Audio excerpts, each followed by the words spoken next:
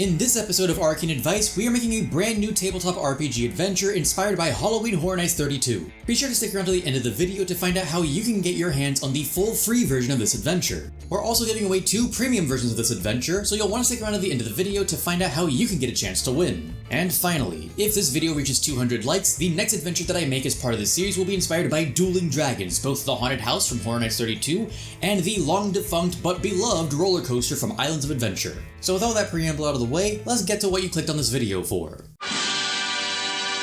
Welcome back to the show, folks. I'm Greg of Grego Movie Rants, and this is now Arcane Advice, the show about all things tabletop gaming and my personal journey in the hobby that tries to help bring you advice to give you the best games possible. As part of this soft reboot of this series, I'm going to try and combine 2 of my favorite things, tabletop gaming and Halloween Horror Nights, into an adventure that you can run at your table tonight. In case you couldn't tell from my proclivity for wearing black clothing, as well as the most recent episode of my other show on this channel, Curious Cocktails, I have an interest in Halloween Horror Nights, and the horror genre as a whole. So since Halloween Horror Nights 32 will be active by the time this video goes up, I decided that I wanted to make something for the community at large so that we can all enjoy in the midst of the spooky season. For those of you not in the know, there's an interesting facet of the fandom surrounding the Universal Studios theme parks, that being art drops. Effectively, these art drops are these little goodie bags that people make. They sometimes include handmade pieces of art or just things relating to the parks in general, and they'll drop them off in public spots in the theme parks in hopes that somebody finds them and talks about them on social media.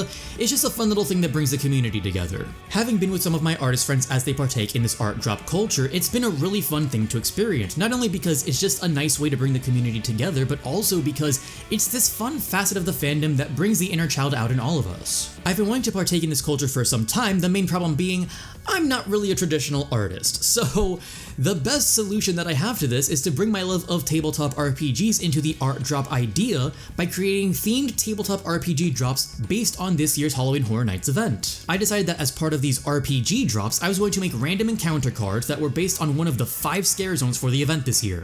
The idea being that if you collected all 5 of these encounter cards, you can string them together into a cohesive adventure storyline that is based on this year's Halloween Horror Nights event. I pretty much immediately fell in love with this concept, and when I ran the idea by some of my trusted friends in the community, they all instantly thought it was one of the coolest things they had ever heard of. So, for reasons that should become obvious if you spent any amount of time listening to me, what originally started off as these random encounters quickly spiraled into a free adventure and later on a full-pledged RPG zine. So, in typical me fashion, I never really do things normally. And so began the adventure creation process. Now, because Horror Nights 32 didn't start when I began creating this adventure, I had to make some educated guesses based on the information that we had from insiders at the time, and delve into Horror Nights history to see if I can piece together something interesting based on this year's event. I'm a big believer that the strength of stories featuring a central antagonist are made and broken by their villains, and in the world of tabletop RPGs, this is almost always a rule to abide by. Keeping in line with the Circus of Horrors trope, the villain at the center of this twisted carnival is naturally the ringleader, who I called Frederick Lighttracker. There's plenty of tropes associated with these archetypes, so finding suitable inspiration wasn't too difficult. Naturally, the primary inspiration for our adventure's villain is Horror Nights' own Dr. Oddfellow.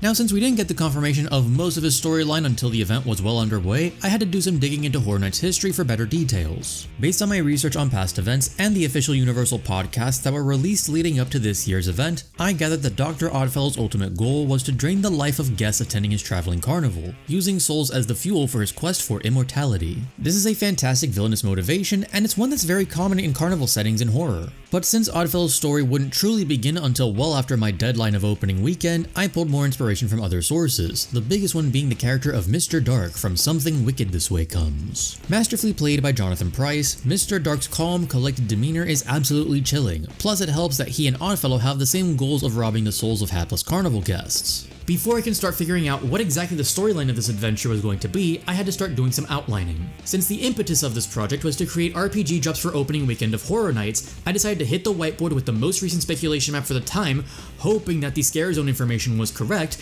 and finding a way to string along these 5 random encounters together to create a cohesive storyline. Thankfully, the final speculation map provided by Horror Night Nightmares turned out to be mostly correct, with the biggest puzzle piece being those horns in the San Francisco dock area, which I correctly assumed would somehow involve monsters. So I interpreted the scare zone themes in my own unique way and arranged the scare zones in my preferred order as I established the goals of each of these 5 encounters.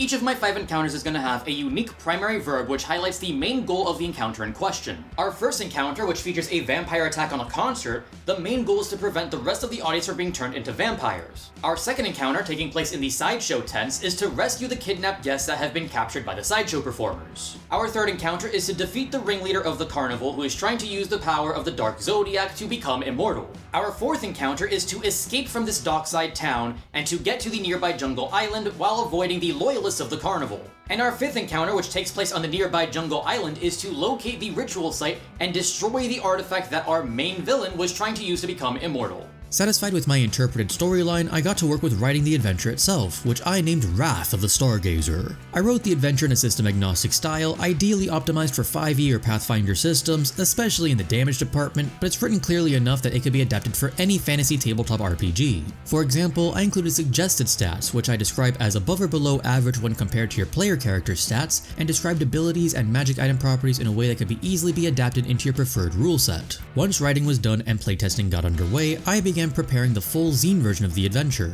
Since I'm not a traditional artist and I tried to keep this project to a one-man operation, I decided the art I would include in the full zine version would feature collages of images from the public domain. So I printed out various pieces of art that I found evocative for the adventure story and gently sliced out what I needed from the full pieces of art using an X-Acto knife. Pieces which I felt were already appropriately sized, such as most of this collage of Light Tracker standing over the life-drained victim I put on the cover, were sliced and assembled at the table. Once everything was turned into a digital scan, the missing pieces were resized and added together digitally on GIMP, which is a free Photoshop alternative. To create the PDF of this zine for printing, I had to start a free trial of Adobe InDesign, but that's since run out. So if any of you happen to know an easy-to-use InDesign alternative that's either free or a one-time purchase, please let me know in the comment section down below. And with a little over a week to spare, I finally got the adventure to a position where I was happy enough to make my first ever test print. And let me tell you, after working on this project for the better part of 2-3 weeks maybe, having a physical version in your hand, it feels really good. It's extremely rewarding. Now, of course, there were a couple of problems with the original test print. With the typo issues aside, there was one other major problem with the original test print for the zine, that being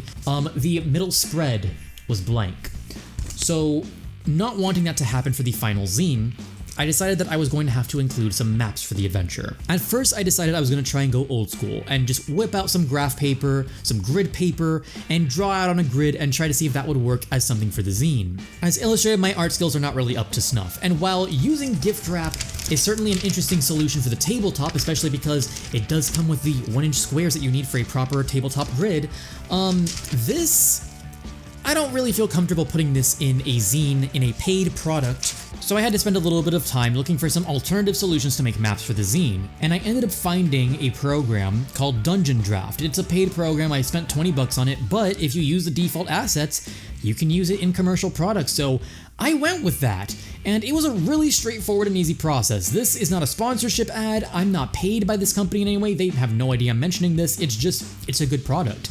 I figured out the program in an afternoon, and I had both of the battle maps ready to go and put in the zine, and I'm really happy with the way they turned out. So with the new version of the zine finalized, I decided to make 2 more test prints because the new heavier cardstock color schemes, there were 2 I could have gone with and I couldn't decide without seeing both versions for myself, so I made 2 versions of the next draft of the zine. One had yellow interior and the other one had green interior, and I ended up liking the yellow interior more, so that ended up being the final version that I went with. After a few more test prints, I finally got the zine to a state that I was happy with, and begun the assembly of the final product. Here I align the pages and fold them using a squeegee from a screen printing kit that I own to ensure that the folds are clean and even. Once all the pages are folded and assembled in the correct order, I staple bind them using my long arm stapler, and just like that, the zine is complete. With the last version of the zine finalized at last, I could go ahead and get to what this project was originally intended to do, that being making random encounter drops. So I spent some time breaking down the full adventure down to its core components. I whittled it down as much as humanly possible so that I can fit it onto a couple of pieces of paper, and this was the final product. Look at that. It fits so cleanly on half a piece of paper. Now, I had to abbreviate some stuff obviously, but it works. And it was really good! With everything ready to go, it was time to pack my bags, head to Orlando, and plant my art drops for opening weekend of Halloween Horror Nights 32.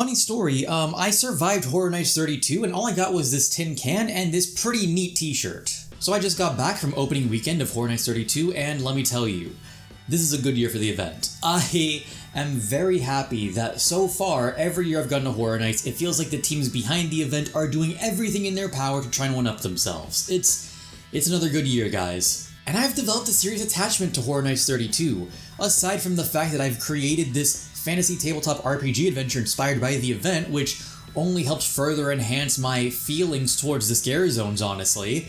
This was my first true Icon year, and having Dr. Oddfellow as an Icon is so good. He is a great character, oozing with charisma, has this slight sense of smarminess to him.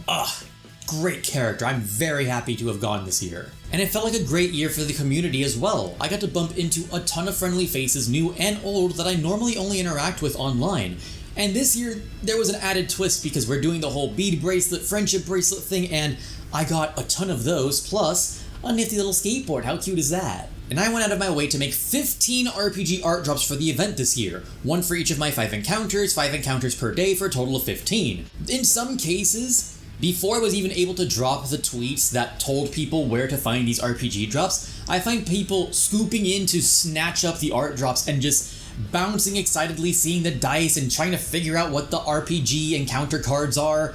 I haven't had anybody reach out to me about them yet, but if it brings anybody joy, I will have called that a success. And of course, I made extra encounter cards to give away to people during the event, and almost everybody that I gave one to seemed really intrigued by the idea. So I'm really glad that I have this big stack of extra ones to give away when I go to Horror Nights again later in October for Spooky Empire. So be sure you're following me on social media so that way you know where I am during that weekend so you can try and grab one of these encounter cards for yourself. But otherwise, both the free version of Wrath of the Stargazer and the full premium zine version are now live. You can scan this QR code right now to get your hands on the full free demo version of this adventure, or you can follow the links in my description to get to either the free demo or to the store page where you can buy the premium zine version of this adventure. Regardless of which version of the adventure you choose to enjoy, I really hope that it brings you some joy this Halloween season, and I would love to hear about your experiences playing through this adventure on social media. Now as for that giveaway contest, I have in my hands 2 of the premium zine editions of Wrath of the Stargazer that I'm giving away on social media. To enter for your chance to win one of these 2 test print copies of Wrath of the Stargazer, you're going to follow the links in my pinned comment down below to go to either my Instagram or Twitter pages. Once you're on the appropriate posts, you're going to follow the instructions by following the tagged profiles, liking the post in question, and tagging your friends in the comment section of each post. If you do this on both Instagram and Twitter, you will double your entries. This giveaway contest ends on November 5th of 2023, so get your entries in now before it's too late. Let us know what you thought of this video as well as the adventure by dropping a like or dislike, commenting in the comment section down below, following us on social media, and subscribing for future videos from this channel. And until next time, I've been Greg, you've been you, this has been Arcane Advice, and may fortune find you in all your adventures.